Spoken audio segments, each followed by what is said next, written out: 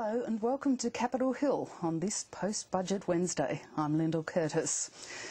Rarely has a tax rise produced both tears and applause on the floor of the Parliament. But that happened today as the Prime Minister was brought to tears introducing the rise in the Medicare levy that helps to fund disability care. It's a tax rise the opposition hasn't said a harsh word about today, although it had plenty of harsh judgments about last night's budget. Joining me this evening is Green Senator Lee Rhiannon and Liberal MP Josh Frydenberg. Welcome to you both. Thank you, Lyndall. Good afternoon. We'll go first to the Prime Minister in Parliament this morning. Introduced the tax rise, which will go towards paying for the disability insurance scheme. Over the past 6 years, the idea of a national disability insurance scheme has found a place in our nation's hearts. In March, we gave it a place in our nation's laws. Today, we inscribe it in our nation's finances. The people who have gathered here today from around the country to witness this debate know what this means.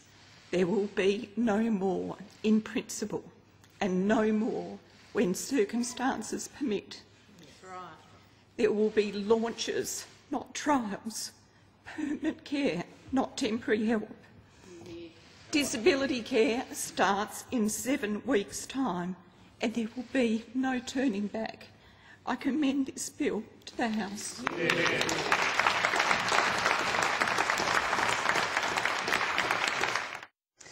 This is one budget change that will absolutely be voted on before the Parliament goes to the next election.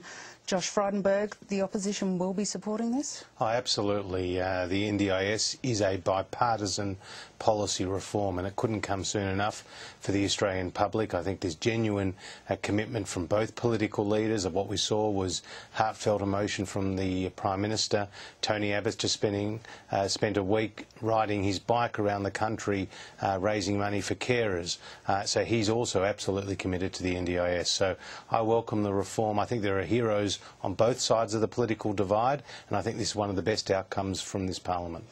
Lee, this does show what a Parliament can do if policy is pursued over a relatively long time, explained well, advocated well. Oh, very much so. And it's not just bipartisan, it's all parties were in it. The Multi-partisan. Greens, yes, Tripartisan. Yes, yes, no, we got there, and it's a real credit to people in the community. Of course, it has been a long time coming, and it's fantastic that there was that agreement. And I think it really is a reminder, too, that there's other vulnerable people who have missed out, like single mothers, people who are looking for a job, people who are struggling on the dole. And it's a reminder that we also need to be coming together to working out those issues. Josh, what do you think disability care will mean in the long term for those who have a disability and their carers, often their families? Well, I think it's going to level the playing field. See, if you're in one state and you've got one disability and you're living in another state and you have the same disability, you can actually be funded differently. Or if you have one disability through birth and you have the same disability through a car accident, again, you can be funded differently. And I think people understand that that's not right in the 21st century. So I think that's going to be the greatest change, is going to level the playing field, and also it's going to provide added resources to the people who need it. But there is still a question, how are we going to fund the rest of the NDIS, not just from the levy, but the other $3.5 or nearly $4 billion that's required. And we believe we can bring the budget back into surplus, we can deliver sound economic management, and when we can do that, we can actually provide for more money for the NDIS. But the government announced other changes last night, other cuts to some spending, increases in some taxes, that it says will go towards funding, fully funding, disability care in the long term. Well, they've actually put a lot of taxes up, and we actually challenge a lot of the assumptions, Lyndall, on which this budget is based, because not only is it producing the 5th biggest deficit in the history of the Commonwealth, the previous 4 coming under the Gillard and Rudd governments, and then next year the 6th biggest, but it's also got these assumptions about where the money's coming from, particularly around the carbon tax and the mining tax, and we think we can challenge those assumptions. On the way it's chosen to fund disability care, doesn't that do what the money's you call for? Yeah, the money's going to have to come from somewhere, and we understand that. But again, you know, the levy and also this money that's being allocated by the government, you know, you need to run budget surpluses if you're going to have the money to provide for this. And we think these are government commitments which are really hollow because they don't have the track record behind them. But there is a problem for the coalition here, is that because they're not being clear where their money's coming from, they're committed to the scheme, but we need to be raising the money. And are the Greens prepared to support the sorts of changes the government has outlined to fund this scheme in the long term? Oh yes, absolutely. We're certainly signed up for that. And the coalition has the problem in terms of, as I've identified, where the money's coming from, but also with regard to Western Australia. You need to get Western Australia on board. We might move on because we're talking about the bulk of the budget anyway. A question of making choices to fund important programs or an unbelievably overly optimistic look at the bottom line. That was the political choice being presented today. Now, I don't want to get too political today, of course, but I do want to say a couple of words about the alternative, that is the opposition. And what I want to say today is this. Mr Abbott and Mr Hockey now have the numbers. They're there in black and white.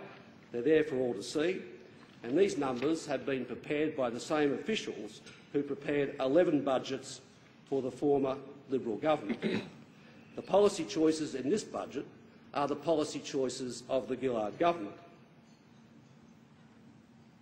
The officials give us the numbers, but we choose the policies. That's how government in Australia works. The Treasury does not have one set of numbers for the government and another set of numbers for the alternative government. There's just one set. Josh, the Treasurer there was making the point that Treasury doesn't produce numbers to order for the government, yet your side of politics has criticised the believability of the numbers. Why do you think Treasury would give the government a set of numbers if it's going to turn round in, I think, 3 months' time and produce an entirely different document during the election campaign? Well, the point here is that the government's priorities have been wrong. I mean, you know, it keeps talking about this revenue shortfall, $17 billion revenue shortfall, but actually revenue is about 7.5% up year on year. So it doesn't have a revenue problem, Lyndall, it has a spending problem. But don't you set by, isn't the way budgets work that you look at the amount of money you expect to come in and you base your programs on that? But I mean, let's take two examples, the mining tax and the carbon tax. I mean, it's heroic assumptions. With the mining tax, I mean, there was so much consultation and produced no revenue. $200 million this year is going to be the peak of it. Now they're saying that by the year they produce a surplus, it will produce $2 billion worth of revenue, 10 times what it is today. That's hard to believe. On the carbon tax, I mean, you've had to see them change their assumptions because of the collapse in the European price. Today, you know, in Europe it's about $4 or $4.50, and they're predicting by 2015-16 it'll be $12. It doesn't actually make sense. These assumptions should be challenged by the government, and they shouldn't be relying on such optimistic forecasts. Lee, do you think that the numbers produced by the Treasurer, by the government last night, are overly optimistic? Well, they do need to tighten up the loopholes in the mining tax if they're going to be able to raise the billions that they're talking about. We've already seen a problem in the mining tax, so there is clearly an issue that needs to change there. But I think that Josh's credibility on this one, when he talks about the economy, is interesting to analyse, because former Prime Minister John Howard is quoted in the papers today of really speaking about what a great shape the economy is in, and he was surprised that the unemployment figures are not so high. So while the coalition might stay on their message and their talking points, Prime Minister Howard is seeing it quite differently. I do have to ask you this question about the mining tax, and it's one I've asked your colleagues before. This is a tax and a tax design that the Greens in the end supported. You didn't hold the line and say, we're not happy with it and we won't vote for it until we're happy with it. But that's the nature of Parliament. We totally agree. There was problems with that piece of legislation. The mining tax that we're talking about is the watered-down form. But at the end of the day, and it's what you do in Parliament all the time, we look at the legislation. If it's basically a bit better than what it was before, you have to support it. We would have liked it to But it's not the have been approach much you took better. with the CPRS. Oh no, the CPRS, there was major problems with that. We had advice that it would have resulted in, would have allowed the fossil fuel companies to claim compensation inflation, possibly billions of dollars, if the percentage of greenhouse gas emissions had increased. Now, we don't know yet what will be legislated in this budget, apart from the Medicare levy, before the election. Josh, do you think the decision to scale down the baby bonus, put it into the family payment system, is a sensible one? Look, we'll have more to say, Lyndall, about the baby bonus. I mean, Joe Hockey and Tony Abbott have been asked this question numerous times over the last, 12 to 15 hours. We're going to look at the budget overall. We know we can't trust the government's forecast. We know we can't trust the government's promises. I mean, they promised 500 times we'd get a budget surplus, and Wayne Swan opened his budget speech last year by saying, today I announce 4 years of surplus. They haven't eventuated. So the truth is we don't know the real state of the books, and we're going to have to be very prudent. But isn't there always inherent uncertainty about forecasts? Nothing like this. You can't say they'll absolutely be set in stone. Lyndall, nothing like this. I mean, Labor has produced 12 successive budget deficits.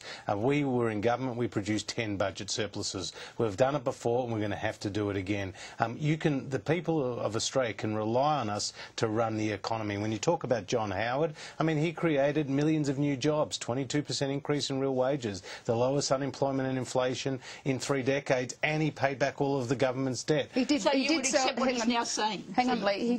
He did sell Telstra to help him do that. You don't have a large communications company you'll be able to sell off to help you. You'll have to do it. You'll have to do it with cutting back spending much more, won't you? But Lyndall, if you remember back to 1996, other than defence, which he quarantined spending around 2% of GDP, he cut all those other areas. He built in efficiencies. Some of his changes around the workplace relations areas improved productivity. Unfortunately, in this government, we've been going backwards. Lee, do you think that more needs to be done to put the budget back on a sustainable footing to allow surpluses in the future to fund the sorts of things that you'd like to see? Well, we certainly need to change how the budget works, and we always need to aim for a responsible way it's managed.